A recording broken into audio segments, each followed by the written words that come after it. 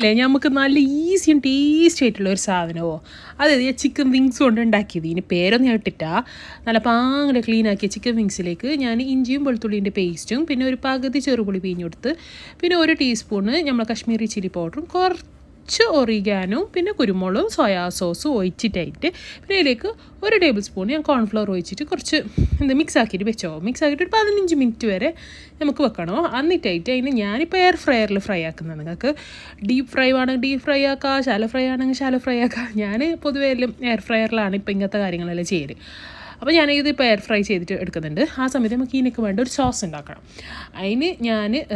ഒരു 3 ടേബിൾ സ്പൂണോളം ബട്ടർ ഇട്ടിട്ടായിട്ട് അതിലേക്ക് ഒരു 8 നമ്മൾ വെളുത്തുള്ളി പിന്നെ ഒരു ഉള്ളി ചെറുതായിട്ട് മുറിച്ചത് ഇട്ട് കൊടുത്തിട്ട് നല്ലതായിട്ട് മിക്സ് ആക്കുമ്പോൾ അതിൽ കുറച്ച് എന്താ പറയുക കാശ്മീരി ചില്ലിയും അതേപോലെ തന്നെ സോയാ സോസ് ഒഴിച്ചിട്ടായിട്ട്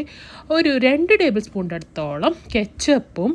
1 ടേബിൾ സ്പൂണോളം ചില്ലി പേസ്റ്റും ചില്ലി സ്വീറ്റ് പേസ്റ്റ് ഉണ്ടെങ്കിൽ അത് ഇടട്ടോ പിന്നെ കുറച്ച് നമുക്ക് വൈറ്റ് എള്ള് സെസമി സീഡ്സ് ഇട്ട് കഴിഞ്ഞിട്ടായിട്ട് ഈ ചിക്കൻ്റെ പീസ് ഇട്ടിട്ട് നന്നായിട്ട് മിക്സ് ആക്കിയിട്ട് എടുക്കുക നിങ്ങൾക്ക് പിന്നെ കുറച്ച് ലൂസായിട്ട് വേണമെന്നുണ്ടെങ്കിൽ ഒരു പാലിലേക്ക് കുറച്ച്